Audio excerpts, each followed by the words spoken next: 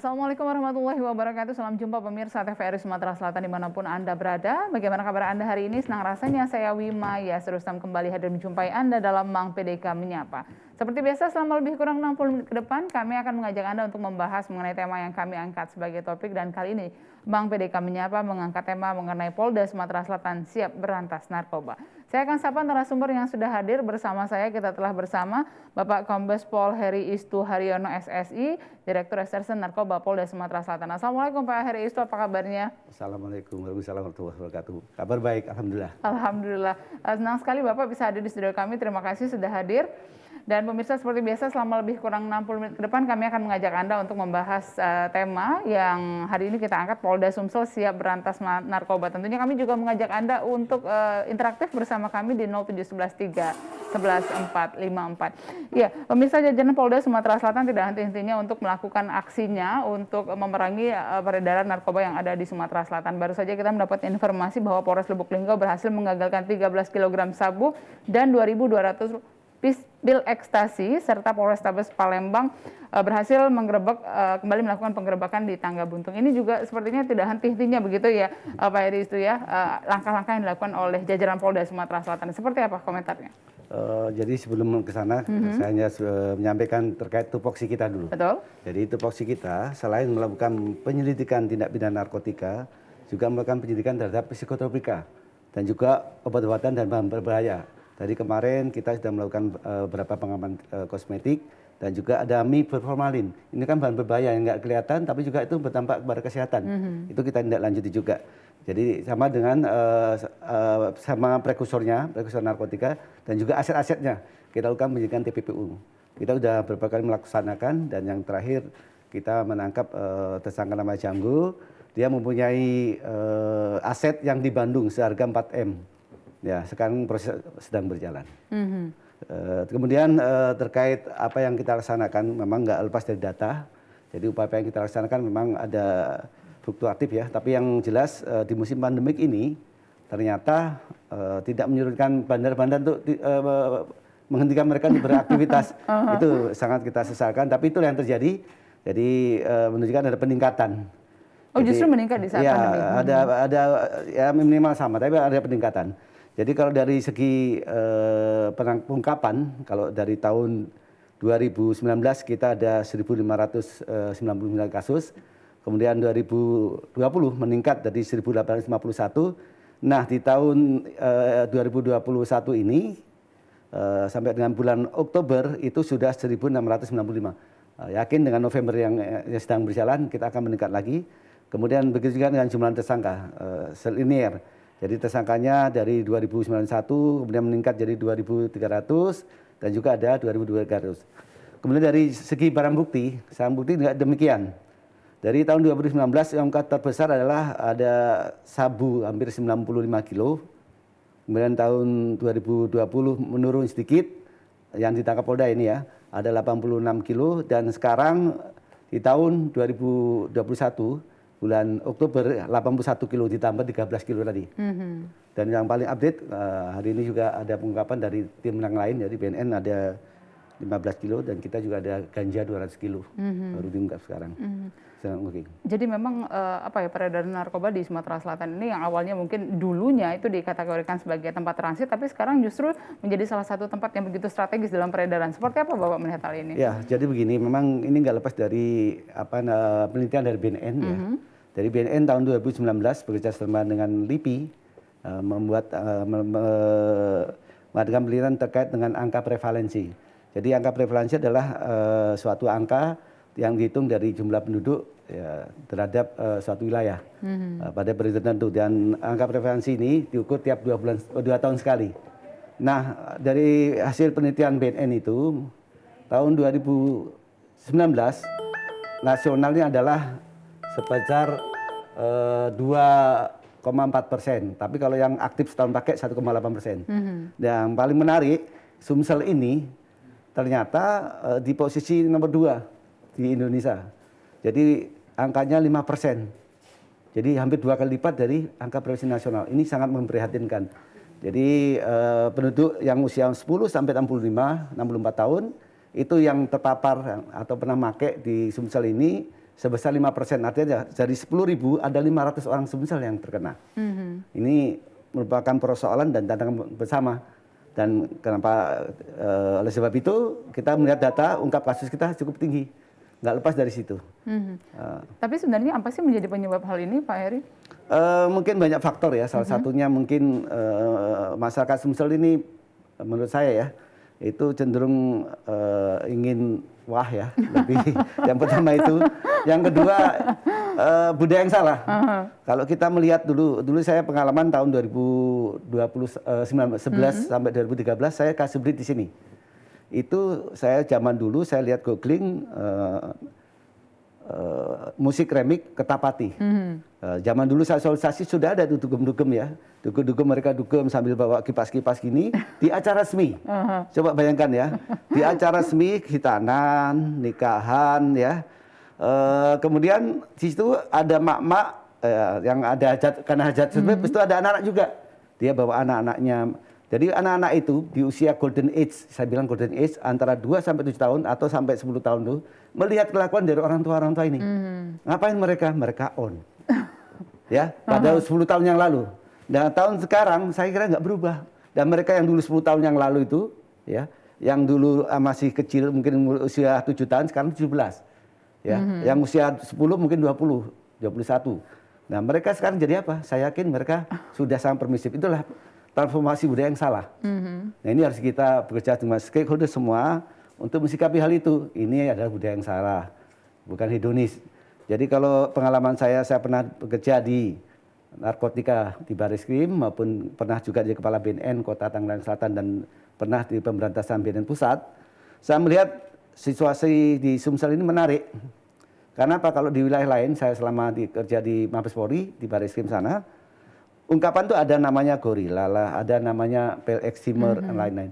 Tapi kalau Sumsel ini gengsi ya, karena saya bilang tadi gengsi, langsung mainnya sabu. Ada sabu ekstasi. Jarang kita temukan pil koplo, BK, eksimer, jarang sekali. Gorila, sangat kecil. Tapi mereka sini kalau namanya sabu, hampir semua wilayah kena. Zaman saya kasih tahun lalu aja sudah sampai ke air hitam. Sekarang sama saja. Karena di musim pandemik ini dengan kesulitan tadi ya, dalam kutip ya, karena memang situasi ekonomi yang sulit, mereka cenderung di sana. Baik, Pak Heri, tapi kalau misalnya melihat bahwa memang katakanlah perkotaan ini menjadi sentralnya atau justru sebenarnya merata di 17 kabupaten kota yang ada di Sumatera Selatan? Ya, saya kira menurut pengalaman saya, memang sentralnya memang di Palembang ini. Tapi memang dari penelitian itu memang merata ya. Kalau kita lihat pengungkapan kita kan mengungkapkan dari Polda dan juga dari jajaran Satker wilayah. Itu hampir merata. Memang ungkap terbesar ada di Polda sini. Jadi kalau di Polda Sumsel ini kami tahun ini sudah menangkap 40 kiloan lebih ya sabu. Yang wilayah itu Mubah itu hampir 20 kilo. Kemarin yang terakhir di wilayah di Linggo ya. Linggo itu ada 13 kilo, itu terbesar. Jadi yang paling besar kami yang 25 kilo di sini, tapi sebelumnya di BNN sendiri ngungkap di Banyuasin. Jadi ini menarik, jadi kenapa Sumsel demikian banyak orang yang terkena narkoba ya, itu memang nggak lepas dari karakteristik wilayah ya. Nah, karakteristik wilayah dari segi demografi saja, kita memiliki wilayah yang satu dekat perbatasan dengan Selat Malaka tadi. Jalur masuknya narkoba kan kebanyakan dari Malaysia atau melalui dari Malaysia menyeberang ke Aceh turun melalui jalur darat tadi. Wilayah kita masuk wilayah kita, bahkan ke yang ada di Lampung maupun Jakarta kan melewati wilayah kita semestinya. Nah, demikian juga yang dari air tadi, yang perairan ini yang sangat sulit yang kita jangkau. Itu mereka bisa jadi dari Batam rutenya ya, masuk ke wilayah mungkin Tembilan, baru masuk menyusuri sungai atau Sungsang. Yang terakhir kemarin di Februari 2021 ada pengungkapan 171 itu di wilayah Oki ya, Banyuasin. Nah, itu sebanyak 1 kilo. Kemudian kalau sebelumnya 2019 di wilayah Sungsang pernah 79 kilo. Artinya perairan juga satu yang sulit kita kendalikan. Jadi itulah, jadi ada 3 rute ya saya jelaskan. Dari segi demografi, rute darat, kita ada banyak masuk dari tadi seperti saya sampaikan dari Aceh, dari Padang, dari Riau masuk ke kita, Tembilahan Riau masuk. ke 2 jalur pintu kita. Ada yang melalui ke arah ke Muratara, yang kemarin 13 kilo itu wilayah sana. Ada juga yang masuk melalui Sekayu, Banyulincir masuk ke kita. Yang kita ungkap 25 kilo itu kita tangkap di Sekayu. Jadi ada 2 pintu masuk, setelah itu baru masuklah ke sekarang ini masuk ke tol-tol itu agak mempersulit kita juga. Yang hari ini kita masuk ada ganja dari Aceh.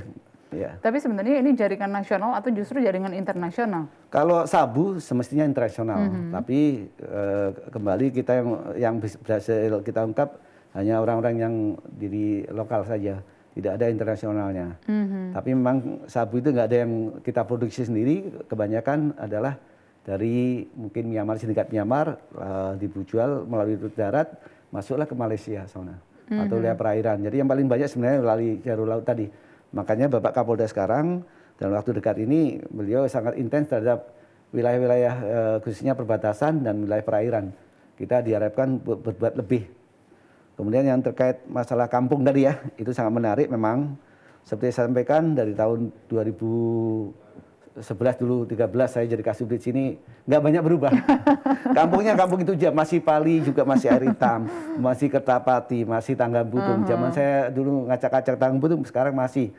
Dan saya kira bisnis ini memang nggak tahu mungkin jalan pintas ya. Karena jalan pintas yang saya tangkap misalkan suaminya, nanti itu ada namanya Catok ya. Nanti yang gede itu istrinya si Yus ya kayak gitu. Jadi banyak terjadi yang dulunya dikendalikan oleh suaminya, begitu suaminya masuk ke dalam penjara, istrinya jadi terlibat. Jadi diwariskan begitu ya Pak? Ya seperti itu, jadi terlibat karena mungkin itulah bisnisnya. Itu sifat mungkin dari ciri-ciri narkoba yang sifatnya adalah terorganisir, ya mungkin tertutup, ya menjadi pihak keluarga dari yang tertutup. Mereka lebih merasa aman kalau dari keluarga sendiri seperti itu. Baik, Pak Heriusin menarik tadi di awal sudah Bapak singgung mengenai pada saat pandemi ini justru ada peredaran narkoba justru mengalami peningkatan paling tidak sama dengan sebelum pandemi. Nah, yang jadi permasalahan tentunya pada saat pandemi ekonomi kan juga sedikit susah begitu, tapi justru peredaran narkoba tidak ada pengaruhnya begitu, seperti itu Pak Heri. Saya kira mungkin di musim pandemi ini mereka lebih termotivasi ya, karena sekarang kan saat pandemik ini banyak orang putus kerja ya, PHK.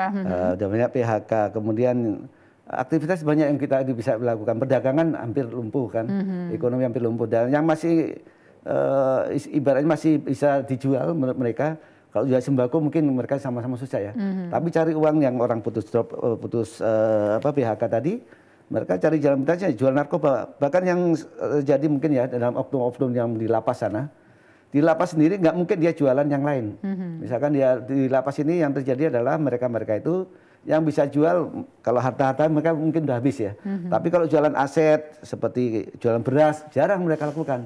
Tapi kalau jualan sabu mereka langsung bisa karena untungnya besar. Ini motivasi ekonomi. Jadi itulah mereka mencari poin. Kalau hanya mungkin 1 kilo tuh poinnya dia minta poin 5 atau ini sudah jelas nanti dia untungnya sekian juta. Jadi memang latar belakang ketemu. Sama dengan kurir-kurir yang kita tangkap ya, dengan beragam modus ya. Kurir itu motivasi pasti ekonomi. Kemarin kita pernah tangkap gara-gara ingin nebus sawah, dia mau disuruh bawa sekilo sabu diupah 15. Nah semacam itu. Dan hari ini juga sama tuh. Dan modusnya tuh kalau di musim pandemi ini kan kita sulit dengan jalur-jalur PPKM dan lain.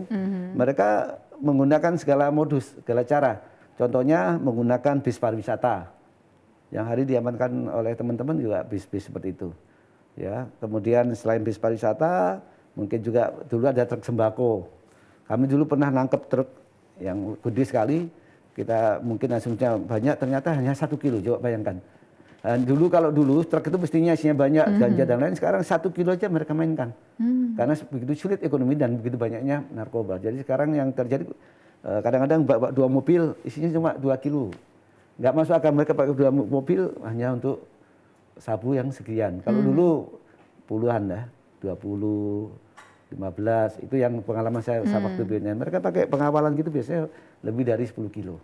Karena operasionalnya pas. Tapi kalau hanya sekilo, terus pakai 2 mobil itu kadang-kadang menurut saya nggak masuk akal. Tapi itu yang terjadi.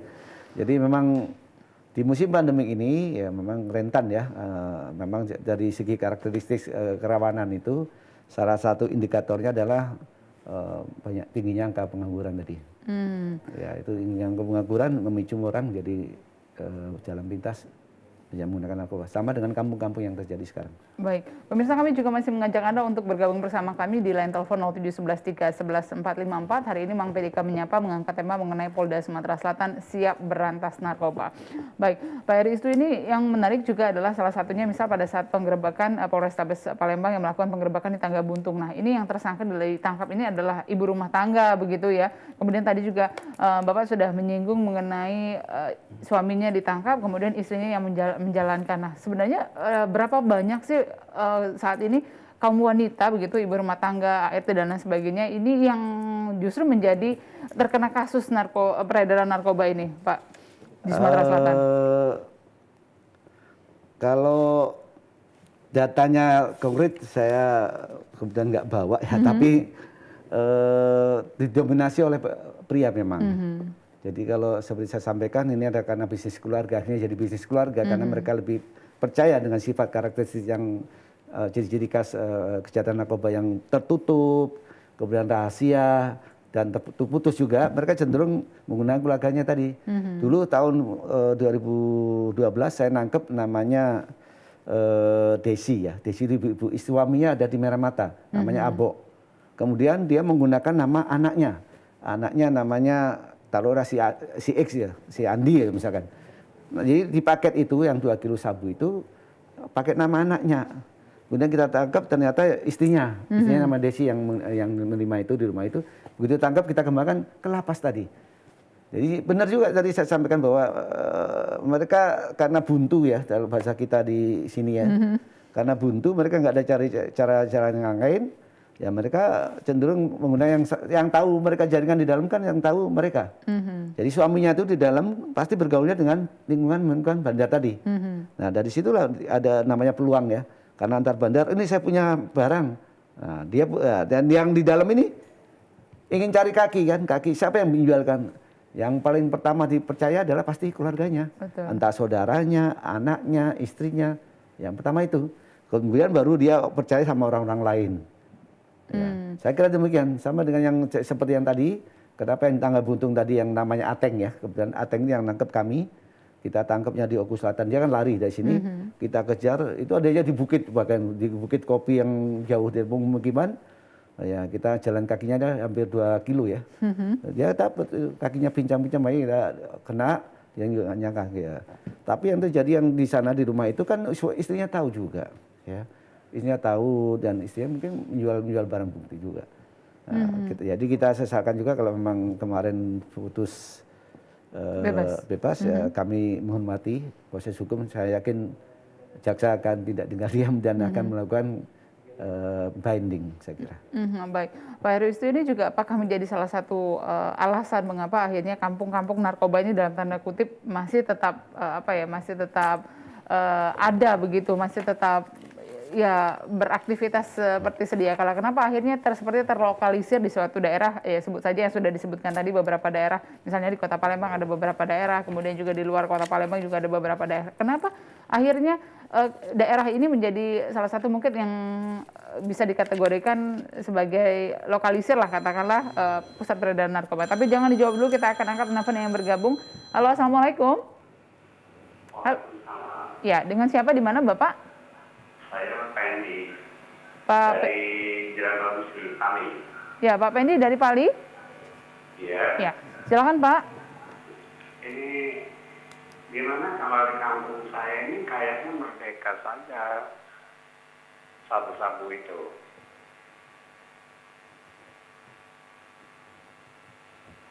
Ya, halo. Ya itu tadi kayaknya kalau di kampung saya Jalan ini kayaknya merdeka saja sabu itu. Ya orang-orang remaja, anak remaja, ya malam-malam saya berjemaah waktu subuh-subuh itu rame keluar dari sarang-sarangnya itu. Jadi bagaimana dengan pengamanannya? Ya itu aja Pak ya.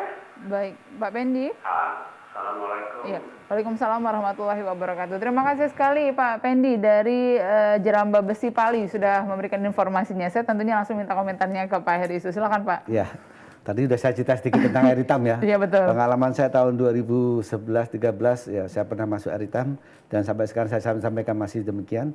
Yang jelas kami tidak tinggal diam ya, kami terus berbuat. Bahkan terakhir kami menangkap DPO ya. DPO namanya Sakban, dia orang air hitam sana.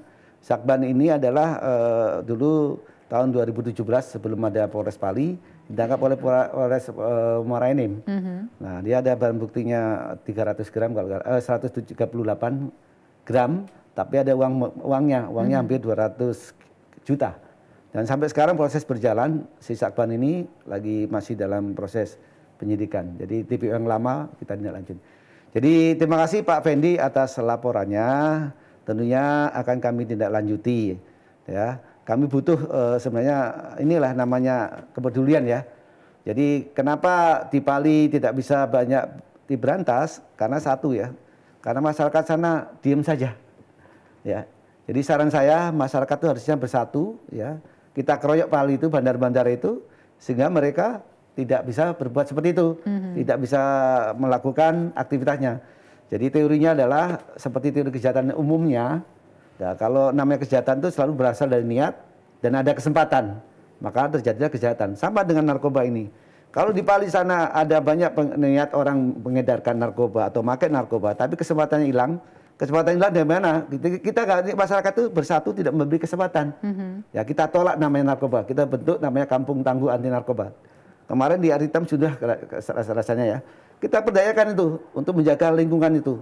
Sehingga kalau orang mau jualan atau mengurangi kesempatan tadi, tidak terjadi namanya kejahatan narkoba itu. Kalau seluruh penduduk semuanya bersatu, saya kira bisa ibaratnya begini. Ada bis kota ini ya, ada 1-2 itu bandar.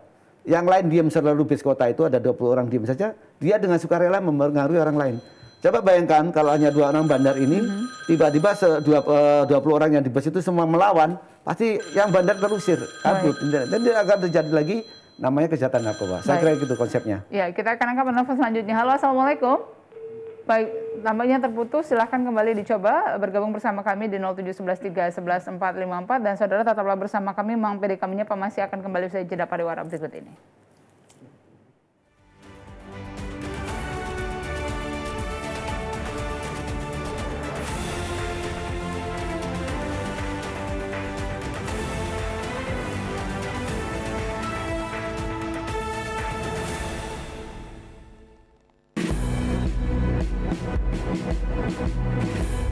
Jalani hari dengan 3 wajib, wajib iman, wajib aman, wajib imun. Berolahraga, riang gembira, mencegah kita jatuh sakit. Makanan bergizi tiap hari, tidur cukup itu pasti. Dan janganlah panik, berdoa tiada henti, wajib iman aman imun.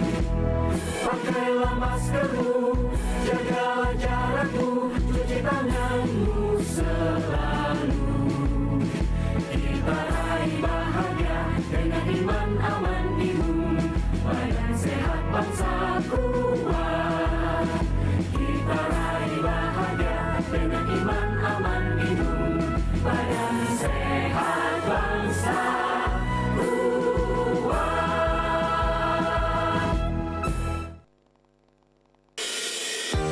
Guna mendukung migrasi siaran TV analog ke digital, TVRI akan memulai tahapan analog switch off di 11 kota dan Batam dan akan dilanjutkan secara nasional mulai 2 November 2022. Siaran TVRI sudah dapat ditonton melalui TV digital. Terdiri dari 4 kanal digital. Kanal 1 TVRI Nasional, Kanal 2 TVRI Daerah, Kanal 3 Budaya, dan Kanal 4 Olahraga. Siaran TV digital dapat dinikmati dari televisi yang telah dilengkapi perangkat digital atau dengan televisi lama menggunakan set-top box. siaran TV digital memberikan kualitas gambar yang bersih, suara jernih, dan beragam konten secara gratis. Yuk beralih ke digital. TV digital bersih, jernih, canggih.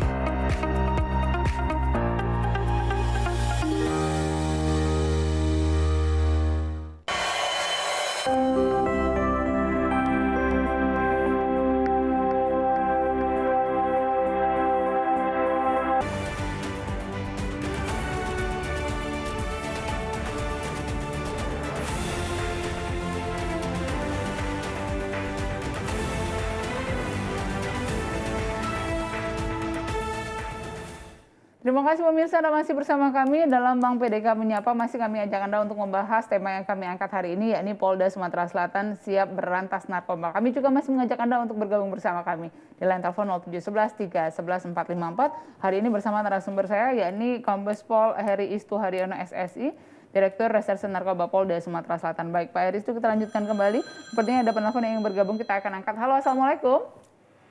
Waalaikumsalam, saya yang Pak Pendi tadi ya, Ya. ada yang lupa ngomongnya. Silakan Pak Pendi. Ini baru-baru ini ada satu orang pemakai, satu orang penjual. Maaf ya, secara ngomong ini Bapak ini sudah 60-an, nggak sekolah pula. Ini yang paling baru itu dapat juga ini Bandar Makau. Tapi iya hanya beberapa hari saja Pak. Kayaknya kesannya nggak apa-apa begitu. Jadi itu bagaimana kira-kira yang sebenarnya? Baik, Dan juga bagaimana cara kami ini untuk melaporkan begitu? Baik, Pak Pendi. Ya. Ya, Pak Heri Istu, apakah ada yang ditanyakan langsung sama Pak Pendi? Ya, tadi yang ditanyakan yang tahun baru sama apa tadi, Pak? Ya. Apa tadi kan sebelah rumah saya, kelang satu rumah dari rumah saya ada satu orang bandarnya dapat saya. Kemudian satu orang pemakai. Yang paling baru itu dapat Bandar Makau. Makau. Penjudian. Perjudian. Oh. Penjudian Makau. Tapi kayaknya hanya 2-3 hari saja Pak. Itu kayak nggak ada apa-apa itu. Jadi bagaimana yang sebenarnya?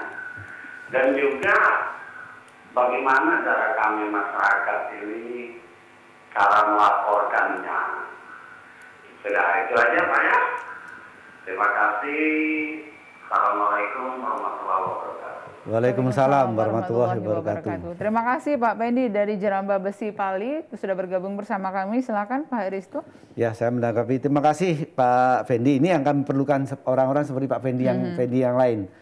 Jadi untuk memerangi narkoba seperti saya sampaikan tadi, kita harus ada kesatuan, ya, kesatuan masyarakat semua bersatu.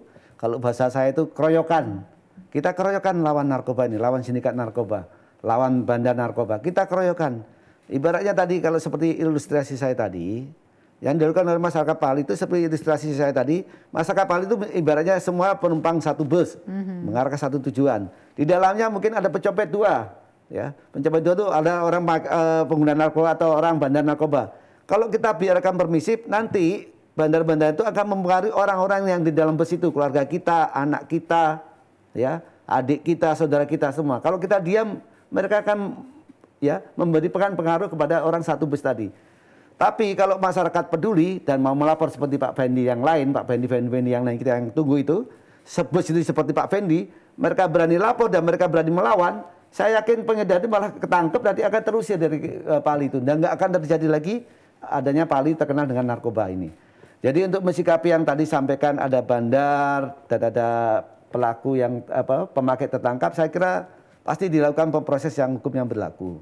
Kemudian untuk yang judi tadi ya, Makau tadi, saya kira nanti akan saya laporkan ke Dirkrim tentunya. Tapi ya tadi seperti yang tadi, kita dengan jarak yang lain, jarak tempuh dan lain, tentunya ada keterbatasan ya. Makanya kita perlu kepedulian dari masyarakat sendiri untuk menjaga lingkungannya, atau kalau kita sebut baik ketangguhan tadi. Di kita kan sudah membentuk namanya Kampung Tangguh Anti Narkoba. Maksudnya apa? Itu menunjukkan bahwa kita menginginkan semua pihak ya, semua pihak termasuk masyarakat, termasuk pemerintah daerah, lurah, camat, kemudian RT atau tokoh masyarakat, tokoh agama untuk bersatu ya, saling membahu untuk mengeroyok atau menjaga, memberikan ketahanan, menolak adanya pengedar narkoba ini atau judi ya.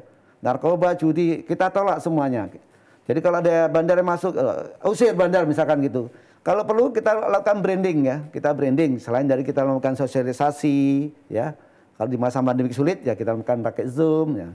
Seperti itu, kita melakukan membentuk komunitas ya, itu yang perlu. Ada namanya komunitas nanti, mungkin kalau di BNN bekerjasama dengan BNN, kita bisa namanya penggiat anti narkoba atau relawan anti narkoba. Nah, relawan ini nggak perlu dengan BNN, dengan Polres tempat pun ya, Polres Pali, saya kira nanti akan saya melakukan supervisi, akan saya sampaikan, tolong dibentuk namanya relawan anti narkoba dan penggiat anti narkoba. Kemudian yang para pemakai pun dengan mekanisme yang baru ini, ada istilahnya kalau memang dia benar-benar pecandu, dia akan mendapatkan hak layanan rehabilitasi dengan mekanisme namanya TAT, Tim Asesmen Terpadu, yang dari BNN ya, penyidik BNN, penyidik Polri, kemudian ada jaksa, kemudian ada dokter yang dari asesmen medis yang benar-benar tahu kondisi dari namanya tersangka yang kita tangkap yang 0, biasanya beratnya 0, dan yang tidak terlibat jaringan itu ada mendapatkan layanan hak untuk direhabilitasi. Tapi maksimal hanya 2 kali. Ya, pertama masih bisa dilaksanakan rehabilitasi, yang kedua, yang ketiga tidak. Yang ketiga pun akan langsung dipidanakan. Sekalipun hanya tes urin aja, hasil urin. Ya, kita pidanakan karena memang di pasal 127 sendiri memang ada hukuman pidananya sampai 4 tahun ya. Jadi kalau hakim memutuskan di atas yang namanya sudah pecandu, sudah namanya rehab sekali 2 kali nggak berhasil, ya langsung saja kita masih pidanakan. Saya kira demikian. Jadi itu menarik Pak Fendi. Kami butuh namanya Pak Fendi yang lain di Bali ini, sehingga nanti dengan keberanian masyarakat untuk melapor. Jadi kata kunci ya, saya kira kata kunci untuk melawan narkoba, satu, peduli seperti Pak Fendi tadi peduli. Yang kedua seperti Pak Fendi juga berani melapor. Ya, aparat tahu karena aparat ini punya keterbatasan.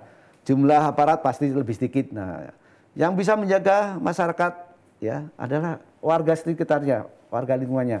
Ya seperti Linmas, ya Pak RT lah, ketua lingkungan. Nah, di situ ada namanya KP3 ya, bagian dari keamanan itu, kebersihan keamanan. Saya dulu soalnya di RT jadi KP3 seksi 3. Baik Pak, lalu Pak Fendi juga tadi menanyakan kemana mereka harus melapor, seperti apa tata caranya begitu? Mohon maaf, tadi saya lupa. Jadi begini rekan Pak Fendi dan mungkin masyarakat pemirsa sekalian, untuk melapor jangan khawatir ya, kita akan merahasiakan melapornya ke nomor telepon saya boleh atau ke IG. Kami punya IG kalau main medsos atau Facebook itu di Ditres Narkoba Polda Sumsel. Nah kalau telepon mungkin sementara pakai telepon saya saja langsung bisa dicatat. Nomor telepon saya adalah 0812 11 33 039. Saya ulang ya, 0812 11 33 039. Silakan melapor, pasti kerahasiaan akan kami jamin. Kita tidak akan menyebut pelapornya si Pak A, si Pak si Badu, si ini enggak. Kami pasti menyampaikan ini hasil laporan dari masyarakat. Tidak akan kita sebutkan namanya. Di pasal 19 ya disampaikan itu aja hakim ya dilarang untuk menyebut identitas pelapor tadi. Karena tadi ada bahaya nanti kalau beliau. Tapi jangan juga nanti begitu Bapak melapor ya terus ketangkep langsung Bapak ngomong gini, nih hasil laporan saya nih. Kemana-mana ngomong, ini laporan saya, ini membahayakan diri sendiri. Ya, saya kira demikian. Kita nggak usah, yang penting melapor ke kami jamin kerahasiaannya dan insya Allah kami tindak lanjuti. Baik, Demikian. Pak Heristu, ini juga tadi sebelum penelpon Pak Fendi bergabung bersama kita ada sebuah pertanyaan yang belum terjawab mengenai kenapa ada daerah-daerah yang sepertinya sudah terlokalisir begitu peredaran narkoba dan sepertinya susah sekali untuk diberantas begitu. Apa sih sebenarnya penyebabnya, Pak? Ya tadi sebenarnya pertama tadi seperti budaya tadi ya. Yang kedua kekompakan yang salah tadi. Jadi masyarakat itu cenderung kalau sekarang ini mereka memihak ke Bandar, bandar. begitu. Jadi ada resistensi dari masyarakat. Mungkin ada di wilayah-wilayah tertentu ya. Mungkin kalau di Palembang tadi yang di Tangga Buntung ini, kalau dulu kita melihat waktu saat Tangga Buntung diserbu, mereka melawan ya dengan petasan, dengan apapun. Nah ini menunjukkan bahwa masyarakat kok malah mendukung bandar. Ya ini yang kita rubah mindsetnya. Kita akan bekerjasama dengan semua pihak, dengan tokoh masyarakat, tokoh agama, dengan penggiat untuk melakukan sosialisasi bahwa itu tidak benar. Jangan memihak pada yang salah. Kita berikan mereka edukasi atau sosialisasi yang lebih bagus lagi sehingga tidak terjadi seperti yang di kampung-kampung tadi. Baik, kita akan angkat penelpon yang ingin bergabung. Halo, Assalamualaikum. Ya, halo. Halo. Assalamualaikum, Ya. Bapak Ene. Ya. Dengan siapa di mana, Bapak? Kami mau ini sedikit Pak, ada diskusi sedikit kita tentang masalah narkoba. Harapan dan harapan kami sebagai orang tua di kampung ini, gimana caranya kalau diadakan rehabilitasi di lingkungan Kelurahan Kemas Rindo? Kelurahan? Kelurahan apa, Pak? Mohon Kemas maaf. Rindo, Kecamatan Kertapati. Saya siap berada di rumah saya, Pak. Kemas Ketapati. Rindo, iya. Oh. Diadakan rehabilitasi anak-anak. Kalau kita tangkap penuh penjara, kita rehabilitasi supaya membuat efek jangka mereka. Mudah-mudahan sadar kalau nanti sampai ke akar-akarnya baru kita tangkap. Baik. Pak Nah, itu Suprianto. saja, Pak. Dan saya Halo. ya di belakang CCP 12, Pak. Ya. Halo, Pak Suprianto. Halo. Bagaimana, Bu? Ya, Pak Suprianto, apa yang Bapak keluhkan begitu di daerah tempat tinggal Bapak yang tentunya yang Bapak keluhkan? Tadi kayaknya di sini banyak pemakai. Jadi kalau pemakai ini kita tangkap, terus ke penjara kita pun maksud saya itu adakan rehabilitasi. Gimana caranya? Itu. Harapan saya siap di rumah saya. Koordinasinya. Ya. Ya. Itu saja dulu, Pak. Ya. Terima kasih. Baik, sebelumnya. Bapak, mohon maaf Pak, bisa jelaskan tadi di mana di belakang daerahnya Pak? Apanya? Di kecamatan apa Pak? Ketapati. Kertapati, Ya, Kelurahan Kemas Rindo. Kelurahan Kemas Rindo. Ya, Kecamatan Kemas Rindu. Kertapati. Ya. Kemas Rindu, oke. Iya. Oke, baik. Ya, dulu biasa itu Polda dulu direkrut bagi keras kita di rumah saya, baik itu lagi obat COVID di rumah saya siap bantu. Baik. Kalau untuk kebaikan seperti itu. Baik. Ya, terima kasih sebelumnya Bapak. Baik, terima kasih Pak Suprianto di Palembang sudah bergabung bersama kami. Namun sebelum kita bahas bersama, kita akan jeda sejenak. Pemirsa tetaplah bersama kami usai jeda berikut. Mang PDK masih akan kembali.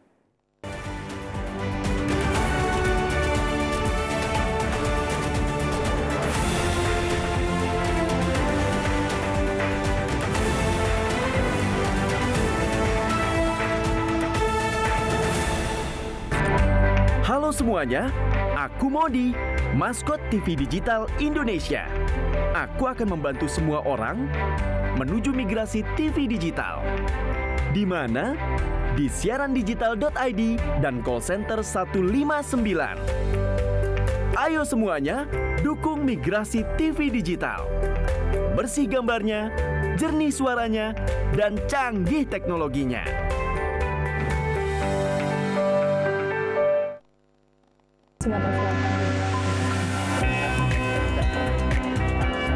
Mengkaji ajaran-ajaran Islam bersama ustadz dan ustazah ternama, menelaah makna, menguatkan iman dan tauhid sebagai tuntunan kehidupan.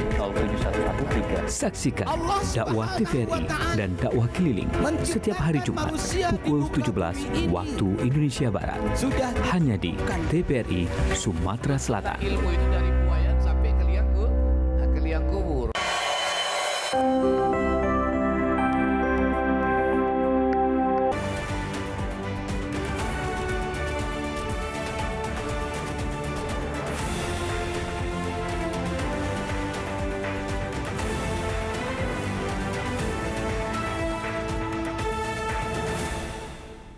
Terima kasih pemirsa, Anda masih bersama kami dalam Mang PDK Menyapa. Kami akan ajak Anda untuk membahas mengenai tema kami, yakni Polda Sumatera Selatan siap berantas narkoba. Kami juga masih mengajak Anda untuk bergabung di 0711 311 454. Terima kasih Pak Supriyanto di Palembang sudah bergabung bersama kami. Saya tentunya langsung minta komentarnya Pak Heri Istu, silakan Pak. Ya, itu yang kita perlukan ya, masyarakat yang mau berpartisipasi. Kami menghargai Pak Supriyanto tadi yang bersedia rumahnya jadikan tempat rehab ya. Iya. Jadi memang seperti saya sampaikan tadi di awal, waktu saya Kasubdit 2011-13 sudah marak narkoba di Kertapati dan saya begitu jadi direktur di sini juga demikian. Nah, tentunya kita perlu orang-orang yang seperti Pak Supriyadi tadi atau Pak Fendi tadi ya, yang mau peduli. Jadi demikian Pak, kalau memang di mana di wilayah Bapak banyak pengguna, memang ibaratnya itulah namanya narkoba ya, ada siklus, ada permintaan, ada supply, ada demand. Ada permintaan, ada ketersediaan narkoba. Siapa menyediakan bandar-bandar? Ya orang sekitar itu tadi. Jadi kalau Kertapati itu ada pemakai banyak, saya yakin di situ ada bandar juga. Ada bandarnya orang mana? Kalau bandarnya orang Kertapati, ayo kita musuhi. Sehingga nggak lagi memberikan pengaruh ke anak-anak kita untuk make atau untuk saudara kita make. Make banyak situ pasti ada bandar. Dan bandar orang mana? Nah kalau orang Kertapati sendiri, ayo kita lawan, kita usir, kita keroyok dia. Kalau orang luar lebih lagi, usir dari wilayah Kertapati sehingga Kertapati aman, tidak ada lagi narkoba di sana. Jadi kembali kalau yang merasa, ya Bapak nanti sampaikan ke keluarganya atau siapapun, kalau merasa keluarganya sebagai pecandu, ya ada haknya untuk melapor. Silakan melapor ke Polri, ke Polda Sumsel boleh, atau ke BNN setempat itu, ke BNN Sumsel. Itu akan difasilitasi untuk melakukan rehab, namanya juga itu melapor. Dan memang ada kewajibannya masyarakat, orang tua, ya keluarga yang tahu harus wajib melapor. Kalau nggak melapor, karena ada hukumannya 6 bulan sebenarnya. Demikian. Baik, kita akan angkat penelpon selanjutnya. Halo, assalamualaikum. Halo, halo. Ya, dengan siapa di mana Bapak? Pak Fendi, Pak Yanto. Oh, Pak Edi. Ya, Pak Edi dari Sungai Lilin, silakan Pak. Ya, kami di Sungai Lilin ini Bu, karena ada banyak yang main togel ini Bu. Jadi sudah lebih susah, nampaknya berkembang. Bisa tak kita berantas Bu dari Pak Kepolisian ini, mohon maaf ya, agak lancang kita ini ngomong kalau pajak itu dibasmi togel maupun narkoba, apalagi di daerah Sungai Lilin ini semakin parah. Itu saja Bu, kira-kira laporan kami kalau bisa minta dipercepat togel ini Bu. Togel liar ini semakin parah, khususnya di Sungai Lilin, di Kecamatan Sungai Lilin. Baik. Maaf Bu ya, jangan ke Polsek nanti kita tak enak lah sama Polsek tadi Pak. Kami warga biasa ya. Baik. Kita di daerah Teluk Kemang, Musi Banyuasin. Baik.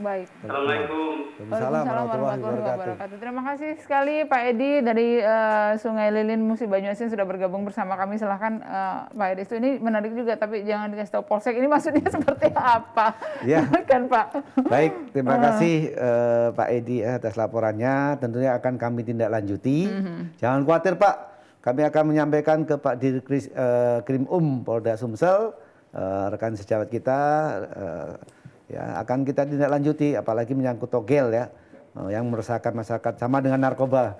Kalau kaitannya narkoba pasti kami akan tindak lanjuti, ya, kami akan melakukan penindakan ya ke sana. Kita akan perdayakan namanya tim sus kita untuk ke sana, atau juga kita akan dengan Polres ya, Polres terdekat. Kalau memang Polsek tidak dipercaya, ya semoga aja ada yang salah jangan kita luruskan. Kenapa demikian ya? Jadi jangan khawatir, kita sekarang di era sekarang ini yang terbuka ini nggak ada lagi yang main-main ya. Saya kira semuanya satu ya, merah putih. Saya yakin Polsek juga demikian.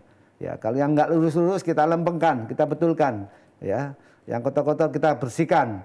Saya yakin ke depan ya Polsek di wilayah Sungai Lilin pasti akan dengan kita tegur. Pasti akan lebih concern lagi, lebih peduli lagi, dan tidak akan ada pelanggaran ya, main-main terhadap togel atau narkoba.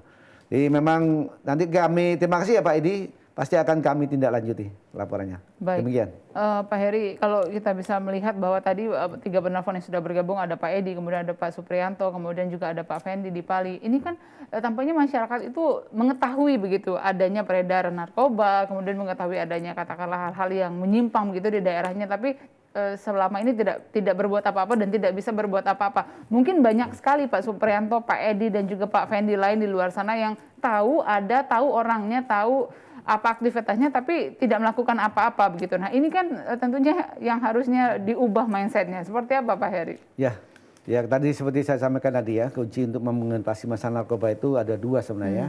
Yang pertama di kepedulian tadi, yang kedua berani melapor.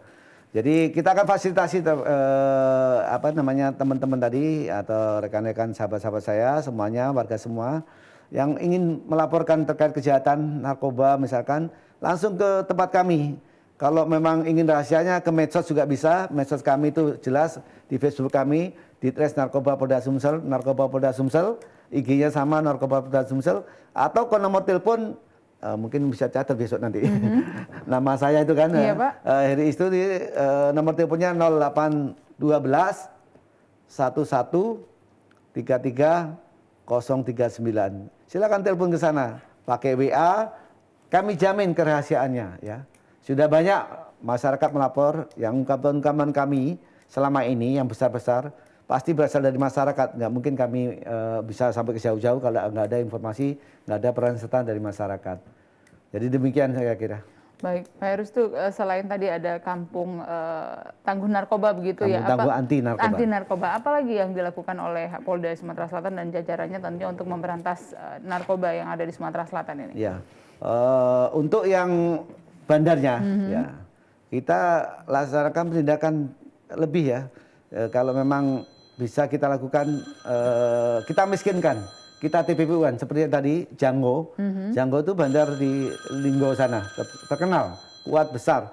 Tapi kita akan hilangkan kesempatannya untuk jualan dengan kita miskinkan, dengan kita melakukan penyidikan TPPU-nya. Baik. Saya kira demikian. Kita pendek sejenak, kita akan angkat telepon yang bergabung. Halo, Assalamualaikum. Halo. Ya, dengan siapa, di mana Bapak? Pak Edi tadi. Dengan Pak Edi? Oh iya, baik. Nomor teleponnya Pak di 0812 1133 039. Ya, boleh silakan. Mungkin Pak Heri itu bisa langsung sampaikan. Ya, nomor saya itu yang saya pegang terus ini 0812 11 33 039. Ya. Kita ini daerah kecil, Pak. Ya. Terlalu banyak narkoba ini. Ya. Kalau ada bandarnya yang bisa rugi.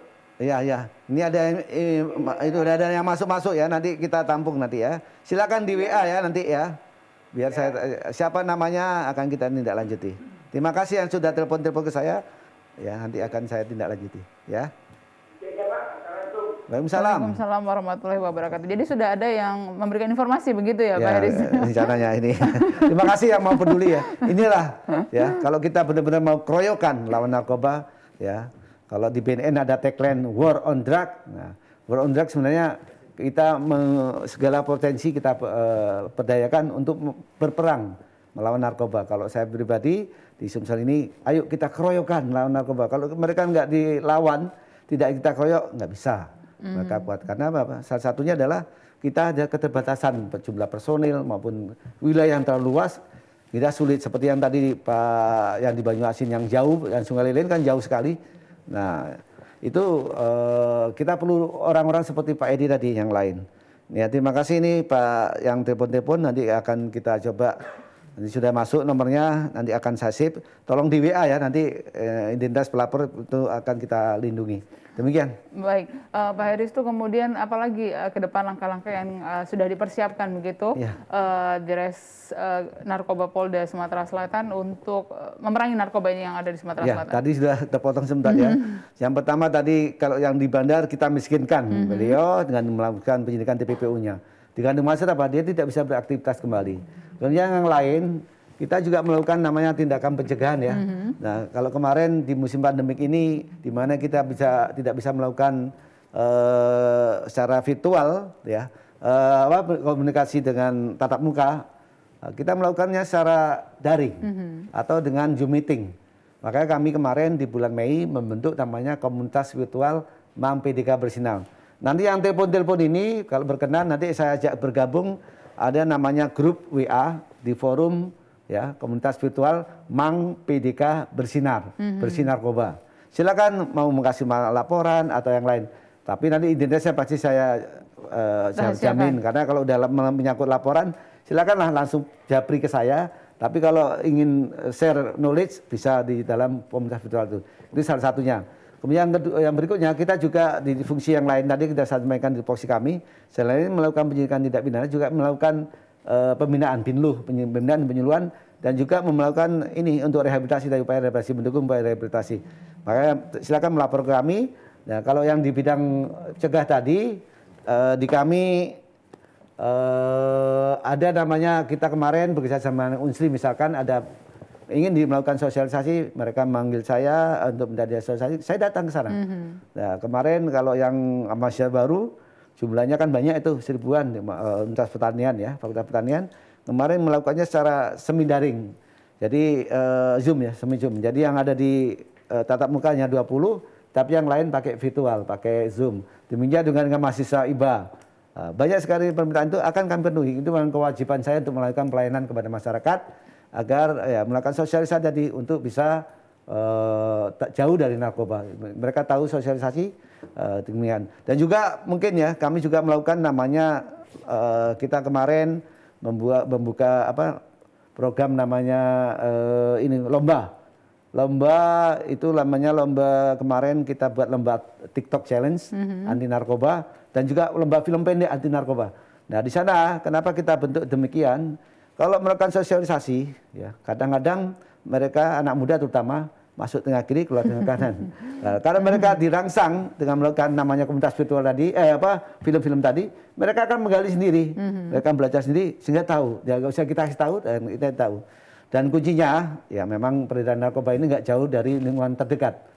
Jadi kenapa tadi kampung-kampung banyak terjadi kampung? Karena itu narkoba beredarnya dari lingkungan terdekat. Baik. Ya, tapi yang paling utama adalah dari teman. Karena itu saya pesan kepada semuanya, terutama anak muda, ya tolong jaga diri sendiri, ya keluarganya, dan terutama dari teman-teman tadi. Baik. Karena teman adalah cerminan dari diri kita. Baik. Kalau temannya cerminnya adalah seorang penjahat, kita akan jadi penjahat. Tapi kalau seorang ustadz, kita ustadz. Saya kira demikian. Baik, terima kasih sekali Pak Heristo sudah bergabung bersama kami dalam Mang PDK Menyapa hari ini, dan juga terima kasih pemirsa untuk Anda yang sudah bergabung bersama kami melalui line telepon. Terima kasih, hari ini kita sudah bahas bersama mengenai Polda Sumatera Selatan siap berantas narkoba. Akhirnya saya Wimaya Rustam pamit undur diri dari hadapan Anda, sampai jumpa dan wassalamualaikum warahmatullahi wabarakatuh. Waalaikumsalam.